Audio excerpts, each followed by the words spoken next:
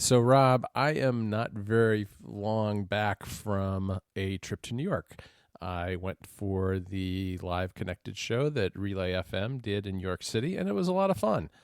I spent, I guess, well, first of all, I went to their show in Chicago because easy peasy, I'm here in Chicago already.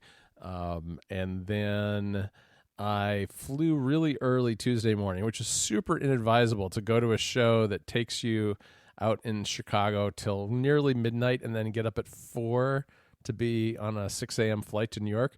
Not the best way to start a trip. Yeah, I wouldn't recommend that. And also, I think maybe you went to New York the wrong week. Yeah, I did. So presumably I you were did. back by the time the event was on. I was getting text messages from Jennifer and other people in my family like, is everything okay? Because there were pipe bombs being delivered to various people in New York City while I was just walking around. And I was actually down at the 9/11 memorial with Stephen Hackett and Mike Hurley, and they were just like police everywhere and sirens everywhere. And eventually we get these alerts that were like Amber Alerts, where Oh, wow. and it basically said clear the area near Broadway and 58th Street. And well, we were down around, at the time, we were down around like 10th Street or something. I mean, we were really far away from it. Later in the day, we were closer, but never closer than like 20 blocks. But we just saw all day long as we were walking around the city, we just saw police cars with sirens going, just racing around the streets of New York. And most of the action was up at CNN, obviously, which is right by Central Park. And we weren't there during that day. But so it added a little excitement to the trip, I suppose.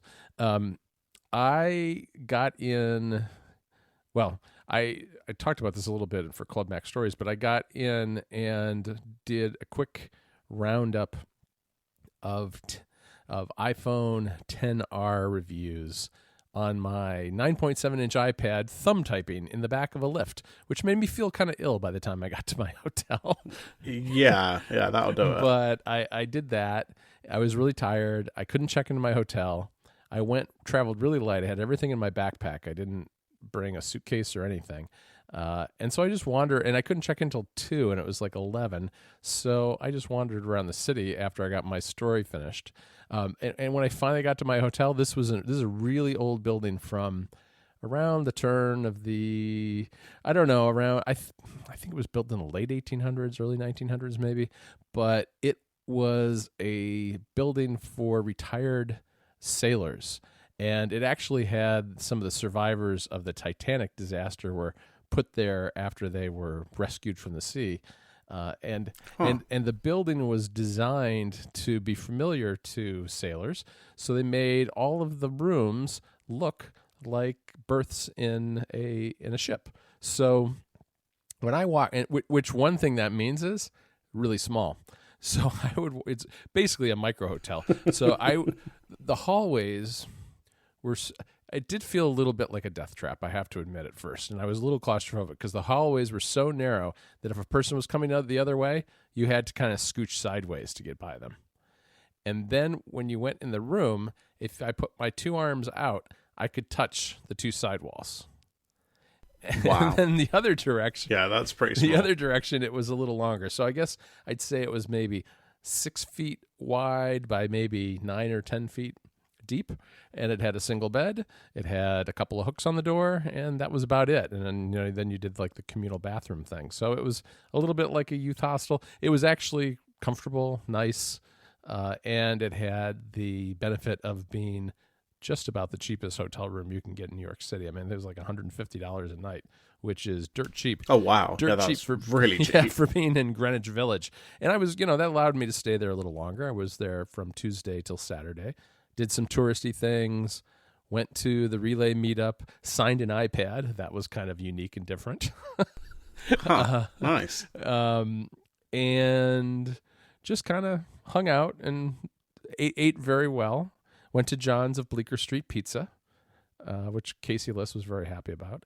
I was the only one of the people I was with who managed to get there. I went by myself because I wasn't going to miss it, and it was delicious. But it was a good trip. But that hotel was incredibly small. Yeah, I guess it really depends how much time you're spending in a hotel room, because You know, if we get hotel rooms, we go away for the weekend or something, we just buy the cheapest hotel we can because generally we're just going to be sleeping in it. Right.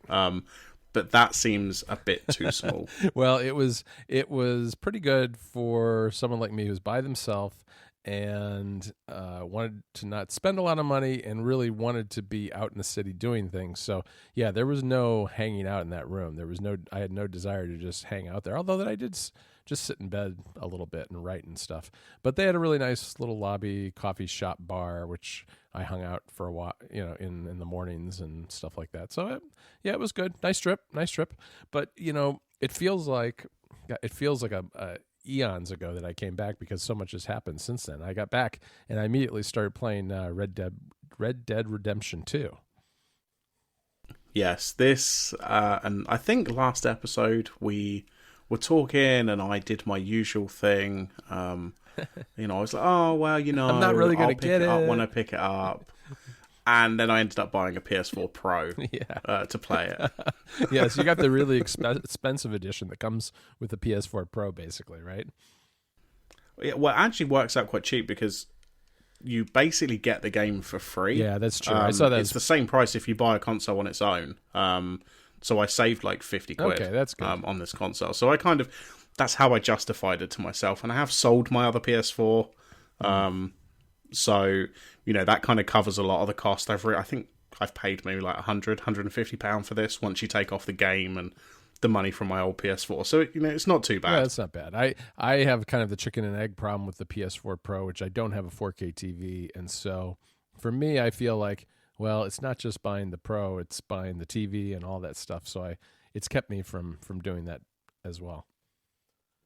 Yeah, it's but I'm pretty happy with it. It took me a while to kind of get everything transferred over.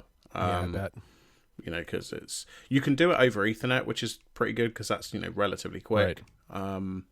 But then I've got to sort of sign in again, and then I had to install Red Dead Redemption, which is 2 hours of my life or something waiting for it to install from both discs. It's huge. Yeah, it's a really big game. So, when you do the Ethernet thing, is that like a peer-to-peer thing, or do you do it over the internet? How does it work? Yeah, so it does this thing. You have to be connected to the Wi-Fi on both of them. Okay. And then you plug the Ethernet in, because when you're setting up, it'll ask you if you want to transfer from somewhere else. Uh-huh. So it then tells you, plug your Ethernet cable in now. You plug it in. I think you hold the power button on the old PS4, and then it just starts transferring data. Oh, all right. Well, it's good. I suppose they probably have the Wi-Fi for some sort of security DRM check or something like that. Yeah, I imagine so. And I bought down a spare TV that I had a little monitor that I had 19-inch monitor, right, just so I could plug in the old one so that I could see what was going on. They tell you don't need to do that, but just for my own benefit, it was a little bit nicer to be able to see what the old PS4 was doing as well. Right. Yeah, that makes sense. So, what do you think about the game? I have not played very much, and we don't want to give any spoilers or anything, but I think when I looked, I'm maybe 3% of the way through the game, so really not far at all, because I played a little bit over the weekend, but then the Apple event, which we'll talk about in a little bit, the Apple event happened on Tuesday, so that's been pretty much my week so far. Yeah, it sounds like maybe we're about the same. Well, I think I'm maybe 3 or maybe 4% through. So it sounds like neither of us have actually played a huge amount of it. To be honest, I was, I'm really excited for it and I'm enjoying it. But I kind of forgot that, because it's a new game, they have to sort of have a slow sort of tutorial part of it. A lot of the stuff I'm doing right now is this is how you shoot a guy. This is how you put your mask on so they don't recognize you. All this sort of tutorial kind of stuff. Yeah. And I think I just got myself so worked up and excited about it that I forgot that I wasn't just going to be going in and having gunfights straight away. Yeah, that's true. It is a little bit. It definitely eases you in, which I kind of appreciated. But I kind of find it's a weird game because it can be very violent, but it can be very mellow, just kind of riding your horse around, which I kind of enjoyed. Yeah, my poor horse died. What did you do? Poor Rocket. What did you do? Yeah, well, poor Rocket. I left him. I went off to do something, and I whistled for him to come back, and he ran off the side of a cliff and died. Oh no, that's terrible. Yeah, I love that horse. Oh no.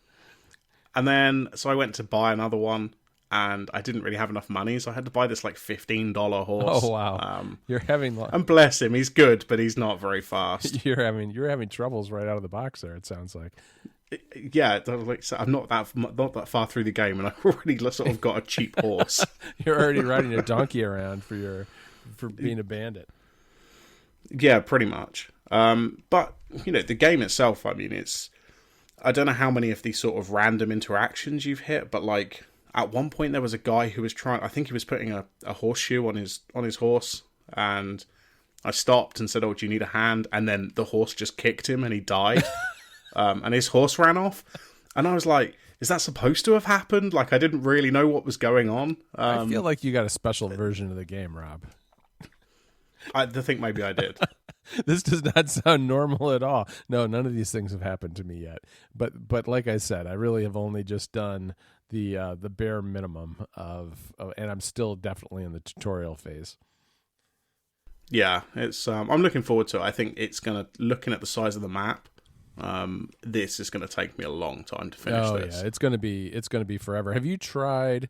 I guess there's a companion iOS app, and I have not downloaded it yet. And I don't know if it's like iPad only or if it's also on the iPhone. Because I think what you can do is put your map and all the kind of HUD stuff on iOS, and then the game, the game's interface is just very clean. Yeah, that's exactly what you can do, and it is on the iPhone as well. I tried it for a little bit, but a phone is relatively small. Yeah. And I even considered buying an iPad, just Of course because you I did. want to do this. Because I like the idea of having the map on it, on a big touch screen next to me, Yeah. and then I just don't have anything else on the screen. Right. But like every time I look at the iPad, I cannot justify, even buying the cheapest iPad. It's just like I really just don't need this at all. Mm-hmm.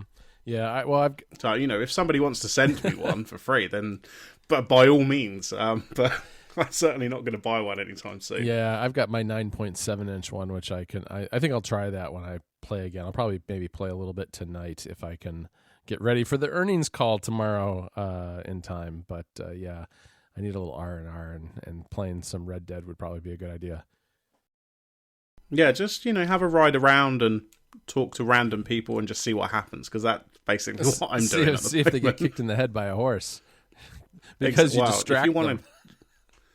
Yeah, maybe try punching your horse and see what happens. Okay. Because that's You're just that will give you an interesting reaction. I'm sure it does. Yeah. No, I'm going to be nice to my horse, and I'm not going to send him off a cliff either. Oh, I didn't do it on purpose. I just I I feel really bad. I really liked him. All right. So, do you want to talk about the Apple event and all the stuff that you're not going to get because of the Apple event? Yeah, I think there's some computers, and it's like these other kind of computers, but they're touch screens. There's a lot going on. Well, they're really good for media consumption, is what I'm told. Oh, I see. Right. It's okay, primarily that what makes you sense. use them for. They're just like blown up iPhone apps, really. But I actually was really excited about this event because there was a fair amount that we didn't know, especially on the Mac side. And I really like the Mac Mini. I've had 2 minis. I've still got one that's from I think it's 2014. One of the probably I guess the last update really.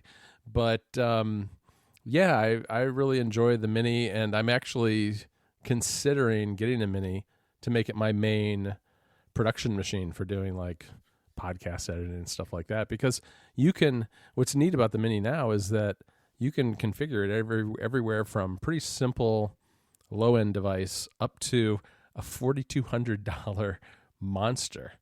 And I'm not thinking of getting that one. But No. but I can get something that has specs very close to actually better, I guess, because it has 6 cores than my 2016 MacBook Pro.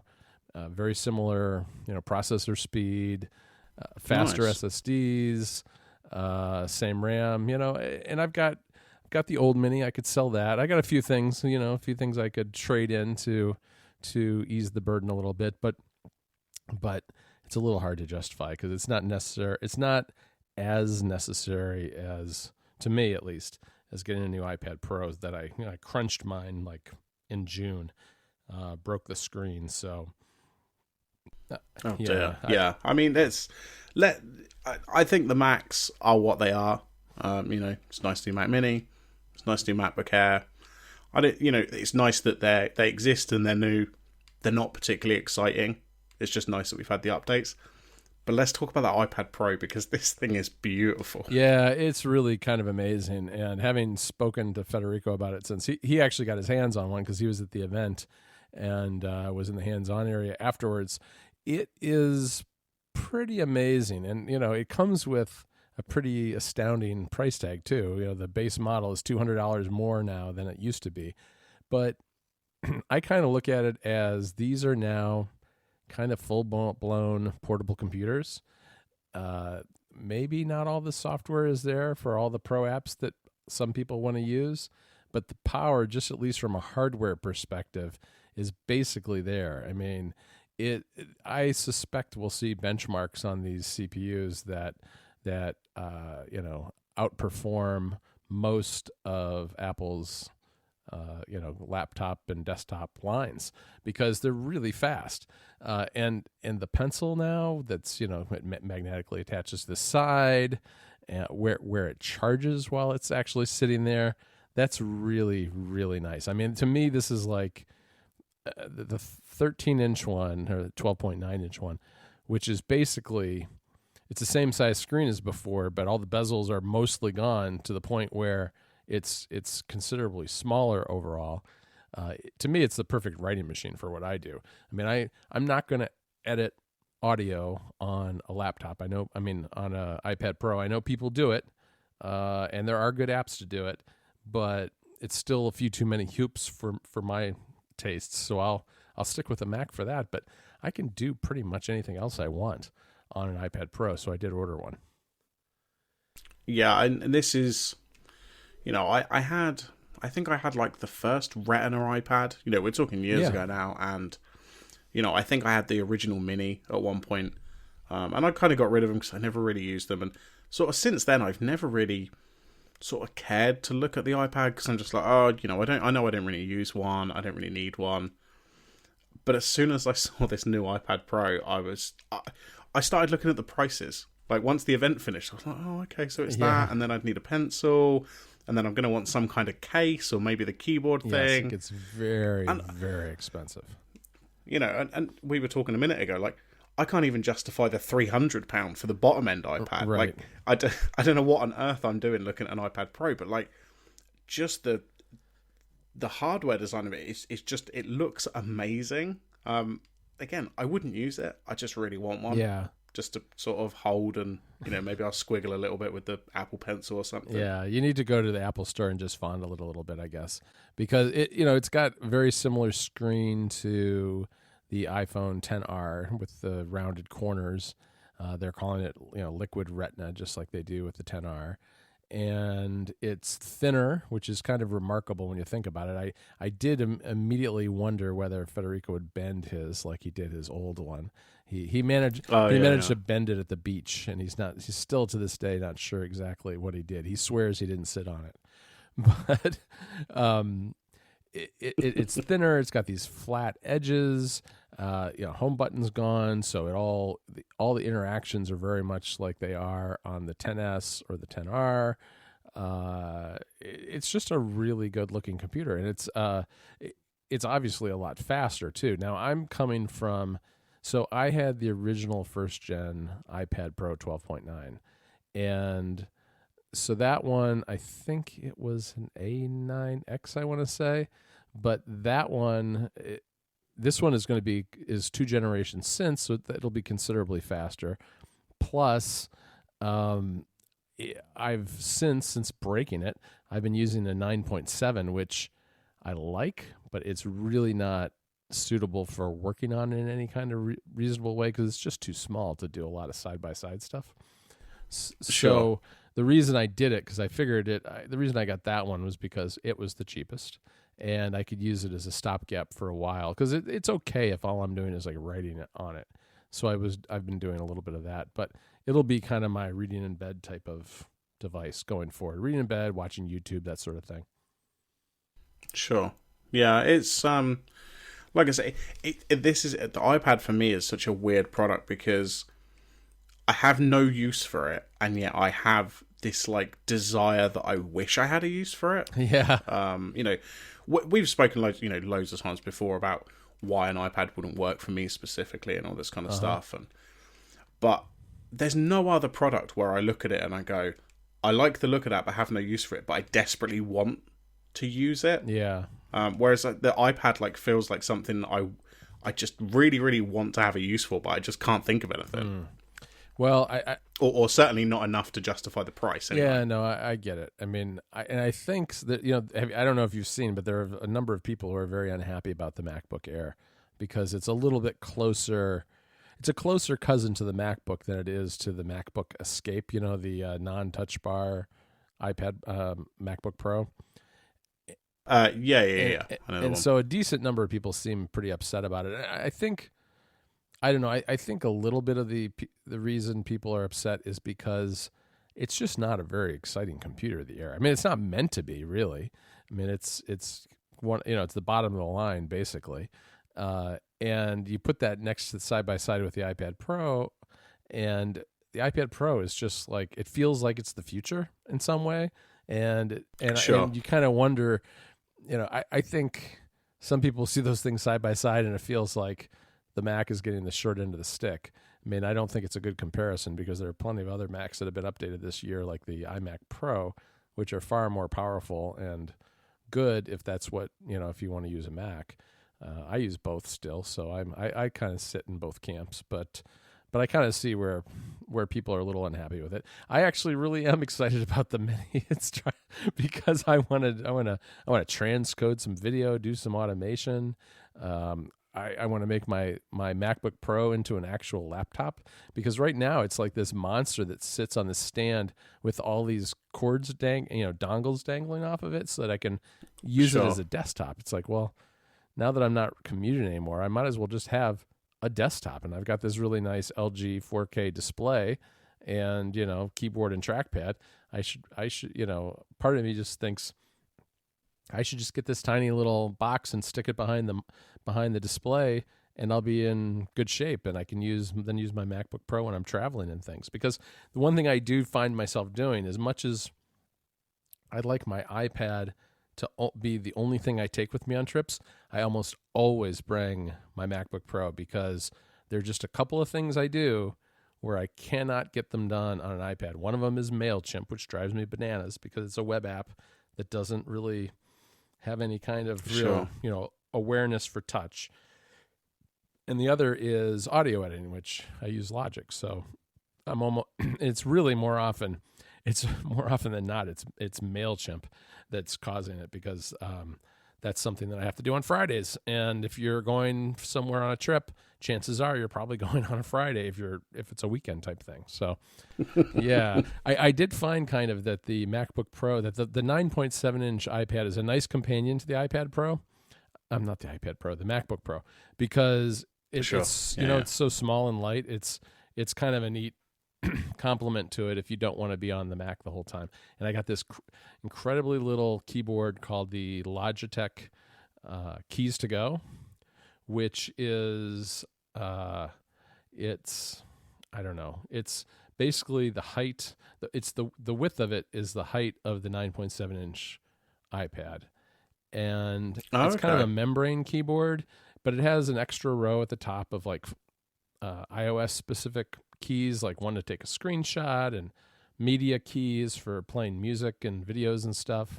It's pretty nice, but it's hard to type on. It's not. I was a little disappointed. It's definitely not something I'm going to be using constantly, because it's a little tiring to type on, because it's these membrane keys they're just weird. They feel weird. This is not like, if you're a keyboard snob, you don't want to go anywhere near this thing. Because if you are really into keyboards, you'll look at it and you'll try it and you'll be like, this is a piece of junk. Now, I look at it and I'm like, well, it's waterproof and it's perfectly serviceable for light duty, like email or, I don't know, small amount of writing for an hour or two, that kind of thing. It's just not something you want to use all day long. Yeah, of course. Yeah, that makes sense. I mean, I mean, but like back to something you said about the MacBook Air, because as you say, like people maybe aren't as excited about it as they should be. You know, I'm certainly not particularly excited by it. It would have been exciting 3 years ago Yeah. when they should have updated the MacBook Air when everything else was already Retina. Right. But you know, but the MacBook Air has just sort of been clinging on and hanging around for the last 3 years, and sadly, one of the models is still hanging around. I know. I was going to mention that in the store, and that's one of the things that I think drives people crazy too. Is that there's this whole lineup of computers now is really strange with the Mac, because you've got that Escape in there, and you've got that MacBook Air that's still being sold. And which one do you really get? Do you get the MacBook or do you get the MacBook Air? It's a little confusing. Yeah, I mean, it definitely used to be when me and Jess bought her MacBook Air that we recently got rid of. We bought that probably 6 or 7 years ago now. At that sort of time, if somebody came to you and said, I would like to buy a Mac, what Mac should I buy? And you'd say, well, do you want a laptop or a desktop? And assuming you knew that like price was the issue, you'd just go, well, yeah, just buy the cheapest one. It's still a good laptop. Right. You know, the bottom end MacBook Air, which was what Jess had, you know, we didn't do any upgrades. It cost, you know, whatever it cost, £700 or something. Right. It lasted 5 or 6 years, whatever it lasted. Like, you used to be able to just say, just buy whatever you want. You know, what amount of money do you want to spend? You can buy anything. Whereas now, I don't feel like I would want to recommend like the old MacBook Air with no Retina display, or you know, up until a couple of days ago, the Mac Mini that existed. Like, I wouldn't recommend anybody buy that. Right. Yeah, and I think the only reason, I mean, the answer is pretty clear. I think that the old Air is still around because it's still just $999, and these new ones start at $1,100. So, Sure, yeah, I certainly understand from a business and marketing perspective why they exist, but it just makes it a lot harder to recommend things to people. yeah, I agree. It is hard to know what to do, and I'll tell you, I did have a lot of heartburn when I bought that iPad Pro, because, like you said, once you load it up with accessories and AppleCare and everything like that, it is really pricey. I did not get the 1 terabyte model. I really don't feel like I need that sort of storage anymore, primarily because so much is in iCloud Drive, or you know, photos or in iCloud Photo Library, that kind of thing. I have a lot less on, and I stream my music, so at any one time there aren't a lot of big files on my iOS devices anymore. Yeah, I think I saw something that doesn't the 1 terabyte have extra RAM? It does, which is kind of strange. It is strange, and Federico heard that is necessary to manage the extra storage. Now, that seems odd to me, but that's what he's hearing. I mean, so who knows? Yeah, that doesn't sound like how storage works. No, but, it doesn't. You know, I don't know. It doesn't, and I'm not sure where he heard it from either. I don't think he heard it from Apple, so who knows? But yeah, it is the only. I think it's confirmed now that it is the only one with 6 gigabytes of RAM, because people were looking in some of the iOS 12.1, you know, some strings in the code, and it's pretty clear that that's the case. Well, I guess we'll have to see once all these things come out. I mean, it is pretty remarkable. It is pretty unusual that all these computers and devices were all announced yesterday and will be in people's hands by a week from today, on the next Wednesday. That is pretty fast for new Apple products. I of course will be receiving my dongles first, because you know that is a thing you need to do now with any new Apple product is order your dongles. I've got USB-C to 3.5 millimeter headphone jack dongles, because there is no headphone jack on this iPad, which I'm not too happy about, because I don't know. My iPad has been traditionally probably one of the main devices that I plug a nice set of headphones into, and now you can't really do that. You can do it with the adapter, but then you can't charge while you're doing that. For instance, it's a very, very strange omission from, given the way they're trying to sell the iPad Pro. Right. You know, this is, oh, you're a person that does professional things. This is an alternative to a traditional laptop or to a desktop. And to then take the headphone jack away just seems very, very strange to me on a device like that. And you know, it is thinner and all that, but on the other hand, it's still a pretty big device compared to an iPhone. So it does kind of stretch.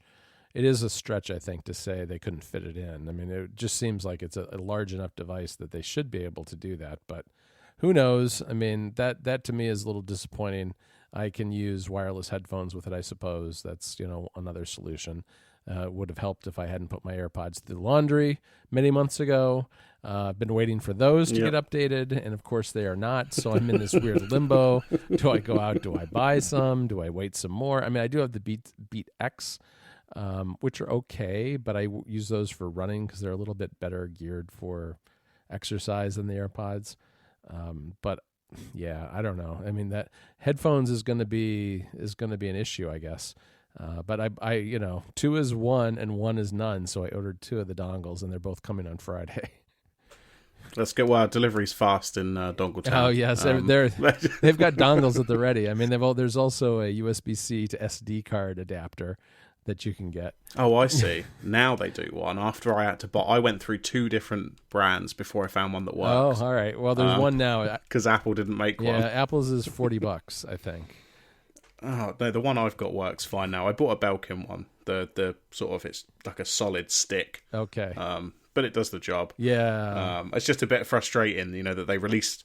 I think, you know, it was when they released these laptops, and you know, they've got no SD card reader. But now the iPad wants one. Oh, of course, iPad owners, we'll make sure you've got one. Did you try one from Anchor? Because I have one from Anchor that I got on deep discount, and I don't know if I've even actually used it. No, I can't remember who made the first one that I tried, but it just wouldn't read any of my SD cards. Right. Yeah, mine's really... So I ended up getting the Belkin one. Yeah, mine's like kind of a solid stick, just like you described. But it's kind of heavy, but it's very small. So I don't know. I figured it would just be a good thing to have in my special dongle pouch that I take with me wherever I go. I was just I was telling someone that I was going to start a dongle zoo, because I was collecting up all these. I've got so many of these from so many different years of things. You know, I've got like the mini DVI to VGA and to DVI, and I mean, I've got so many video adapters, and then I've got USB-A to Ethernet, USB-C to Ethernet, USB-C to USB-A. I don't know, just like tons and tons of these things all over the place. And it's to the point now where I gather them all together, and I've got to separate them into the retired dongles and the active dongles, because some of them, like the mini DisplayPort, I don't really have any use for anymore. Yeah, we have a drawer at work which is all of the donated adapters, you know, mini DisplayPort, all of that kind of stuff. You know, because there's, you know, 10, 15 of us in the office, and when we get new computers, we go, we don't need this dongle anymore. And, you know, what am I going to do with it? I just chuck it in the thing at work. You know, it's more of a, you know, we go into the cupboard, and it's just sort of a take a thing you need and put something you don't need anymore in there. It doesn't really belong to anybody theoretically. Right. Like if I needed one of those dongles, I could just take it home. You know, it's a bit more of a just dump it in the drawer and see what happens. You can get inventive and daisy chain them into new and unusual combinations. We do have one person using a cable into a dongle into another dongle. Yeah, I've seen a lot of people do that kind of thing. I have somewhere. I have some FireWire stuff too. Yeah, I mean, if you need 30-pin connectors, USB cables, please, you know, pop by my office and let us know. Oh man, I also went dongle light when I went to New York, so I did make a mistake. I did make a miscalculation, which was I was like, all right, I'll take this Anchor thing with me because it's got Ethernet, and in case the hotel room has Ethernet, that could be kind of nice. And it has 2 USB-As on it. And then I realized once I was there and hooking that into, and it's got USB-C into the MacBook. And once I was there, I realized that when hooked to the MacBook, this thing, it's totally fine if you need to use a USB-A device that just to connect and drive data through it or whatever. But for charging, it's really low wattage, so it takes absolutely forever to charge anything. So I had very few options for what I could do to charge my stuff while I was gone. But yeah, that could be a problem. I managed to soldier through. I also had my giant Anchor battery with me, so that helped a little bit. That took care of my needs for the first couple of days. Yeah, I've still got mine is sat, and I'm ready to use it when I go away because I literally still haven't used it yet. The big Anchor battery. Oh, that I bought. those they're fantastic for traveling. I mean, but they're really heavy. Oh yeah, they're ridiculously heavy. But it will do me when I go to New York. Right, my advice to you is don't drop it on your foot, because I did that and it cut my toe wide open. Okay, I'm just gonna note that down. It's really painful. Don't do it. Cool. Okay. Well, we don't normally get to do an Apple event. We don't, and this is my first chance to talk about it, so that's pretty great. I haven't, I haven't been doing anything other than hot taking over on Twitter about it. You've been very busy. Oh, very busy, very busy. Cool. Okay. Well, show notes are at ruminatepodcast.com/come on if the website loads quick enough. 74. Woo. So, we're that's a lot of episodes. Yeah. We're closing in on 100. Another 12 months and we'll be there. Well, there we go. Look forward to that one. Oh boy, that'll be an extravaganza, we'll call that.